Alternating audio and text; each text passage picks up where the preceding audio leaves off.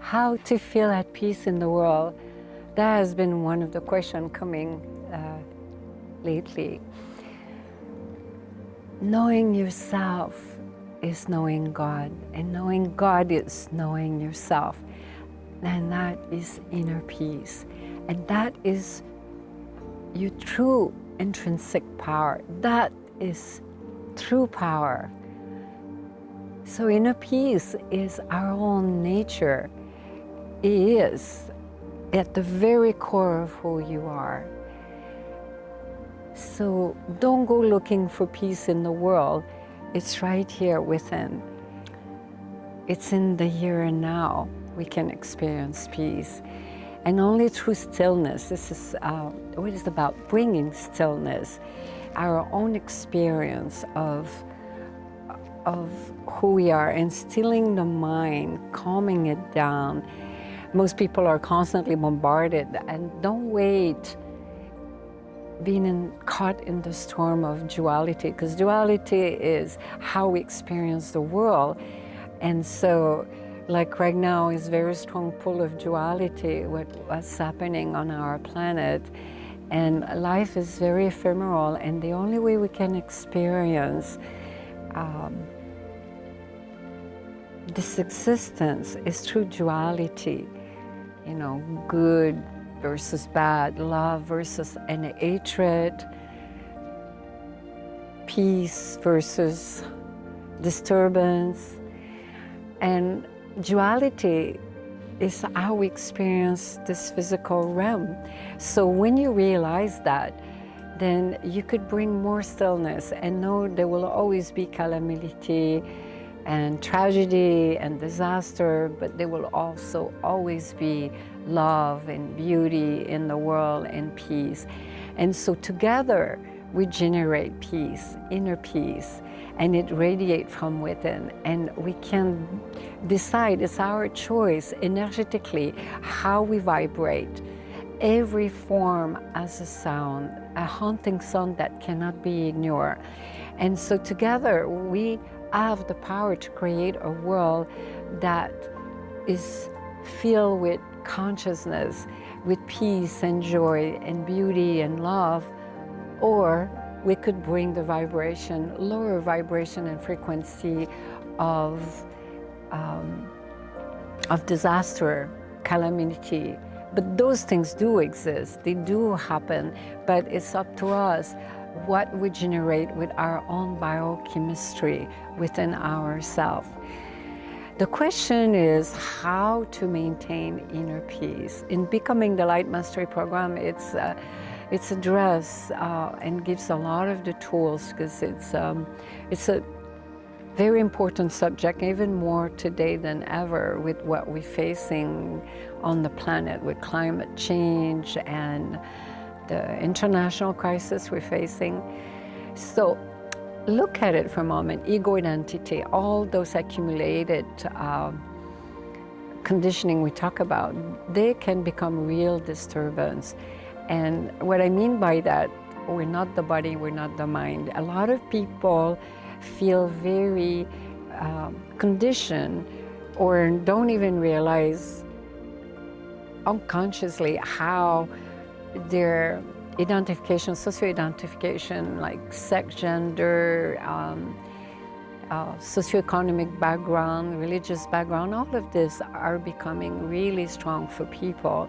And it can be a real impediment for experiencing peace within themselves. So realize that also humility, when you have that, and knowing that I don't know, I want to experience peace, my true nature, you will walk on the earth very differently. You will pay attention. You will start seeing all living beings as yourself, and realize that God permeates every particle of this universe, whatever we call God in so many names. So awareness and mindfulness is the key to bring about inner peace. So watch your self-talk and who you hang out with, and the entourage, your whole entourage. Be around more evolved beings with the proximity of higher being. Higher, I don't mean in terms of, because we're all equal, I mean in terms of vibration, of energy. The energy field of individual can have a real impact on you, and consciously you might not realize that. And the self-talk, that's why mindfulness, awareness is so crucial to really pay attention what's going on here inside, because that will generate that biochemistry. So stillness, you can find it through yoga mantra, chanting, as we talk several times, and meditation and pranayama, all kind of yogic practices. So when you realize also the impermanence of your true nature, of you, because this is just a garment, this is the body. We're not the body, we're not the mind. And when you bring about stillness within your being, you will realize that we are not that, any of those ego identification. So let me share with you a little story about when I went through an anaphylactic shock reaction to the chemotherapy. So impermanence, I have experienced impermanence so many times in my life. I've had several near-death experiences, and some of them are in my book, Becoming the Light. And this one I'll share a little bit with you. It's when I was in my 40s. I was diagnosed with advanced breast cancer. Stage 3, it was already metastasized in my lymph node. And for some reason, I accepted to do the chemotherapy, which I won't discuss here, and when they infused me with the AC, the most potent chemotherapy, for 6 months, the first time I had a very strong anaphylactic shock reaction to the chemotherapy, which almost killed me. And when I came back from the institute, the Cancer Institute, and I walked through the kitchen and I just happened to glaze at myself in the mirror, I was turning blue, gray, and I went to lay down on the sofa, and my ex-husband came right away. And he saw that I was in such a state. He went to get a cold compress, and I could barely talk. And what I experienced, I was dropping the pressure. My heart was barely beating, and I felt like someone was there with knife destroying all my organs. And I was about to vomit my organ, my brain. I felt like it was like a coconut, like someone has just smashed it. Like I felt my brain was coming out, and someone was going inside my reproductive organs and just pulling my organ. And I was dripping and dripping and dripping, and I knew I was in such a state. I couldn't even talk, I could not even move my arm. And it was during the Holy Week at the time, and I always had this deep connection with Jesus Christ, spiritually, energetically, not on a religious level, even though I grew up Catholic, but it's just such a being. You know, when you are feeling the whole existence of one, it's easy to connect with other being. And I dearly venerate Jesus Christ. So I was in this moment calling him energetically, and I said, "You're suffering what you went through." And this was all just energetically. It was really mystical.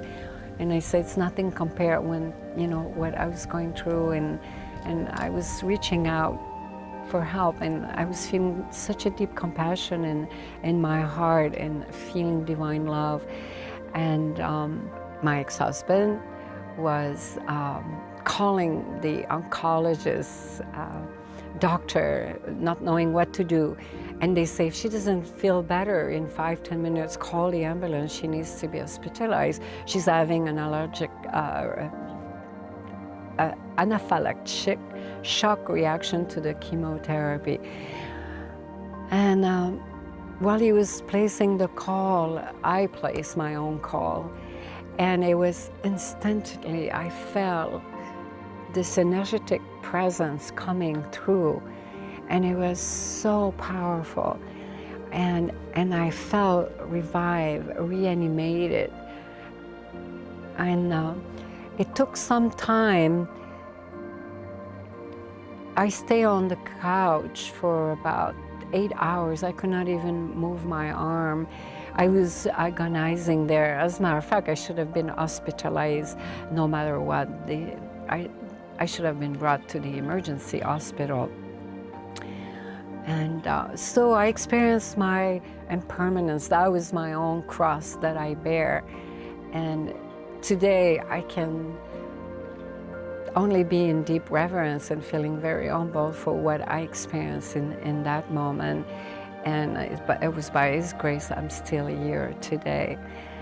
And so impermanence, experiencing impermanence is very important to bring about inner peace, because when you look at your cat or a beloved friend, you look at them deep in their eyes, you never know when is the last time.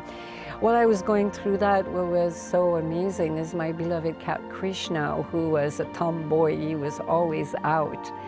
And out of nowhere, he just came. Intuitively, he just knew, and he just came and lay down there on my chest. And he stayed with me for all until 1 o'clock in the morning and never left my presence.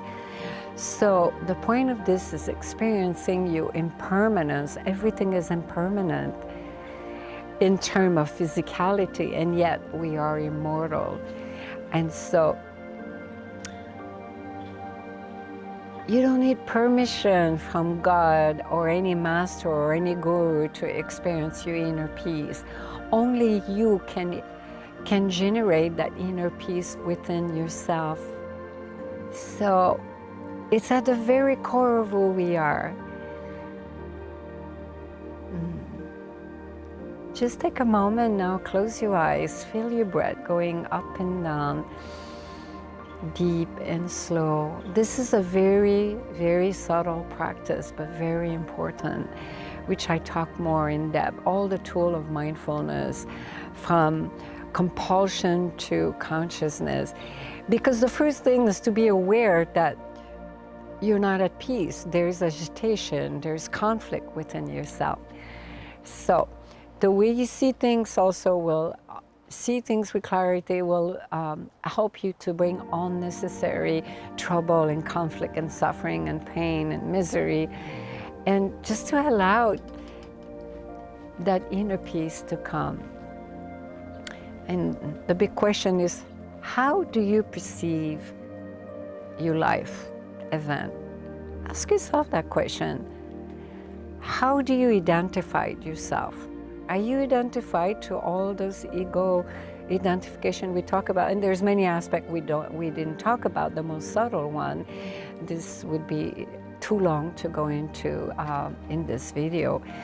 So ask yourself the question, because you might come to realize that you need to look back at your belief. Maybe you hold some false belief because you have wrong conclusion and wrong perception. You know, people have a tendency, it's human nature to do that. Compulsiveness, making this decision quickly, making an opinion, a judgment on someone, and holding that vision, that image forever and ever. And that will really not allow you to be finding inner peace within yourself. Misinterpretation, misunderstanding, it happens all the time. Another aspect of inner peace is grace. Grace and faith is the elixir of the divine. And when you have a state of abandonment within yourself, abandonment is a state of surrender, and in the Western Hemisphere is very misinterpreted. It's many people think it's very disinspiring because it's submission, and yet it's completely the opposite. in my experience, in a state of abandonment and knowing, having the faith that I'm being taken care, you are being taken care of. It brings tremendous peace. And grace is always here, is flowing all the time. It's up to you if you're open and receptive. And another aspect of bringing inner peace, we have discussed meditation in our video, walking meditation. I believe we have talked about that, which is part of Becoming the Light Mastery online program, if you want to go deeper. So, gratitude. When you are overflowing with gratitude, the whole universe dances with you. A lot of people talk about gratitude, but if you're not mindful and you're not there in the moment and feeling like breathing, seeing, having eyes to experience this beauty, this creation that the Creator brought to us, it's not through gratitude. It's when you feel it deep in the moment, you can really experience gratitude. So here's a little tip and tool for you. Go write down a little list of the things you're most grateful in your life, and make a few copy and put them around your house, and sit down and close your eyes and feel it for a moment. Connect with your inner power, your inner intrinsic power. Connect with your inner divinity that we all have within ourselves, and feel that gratitude. Just the fact that you're watching this video is grace, because that means there's a reason why you're listening to that. You need to know that grace is here, and by being open and receptive.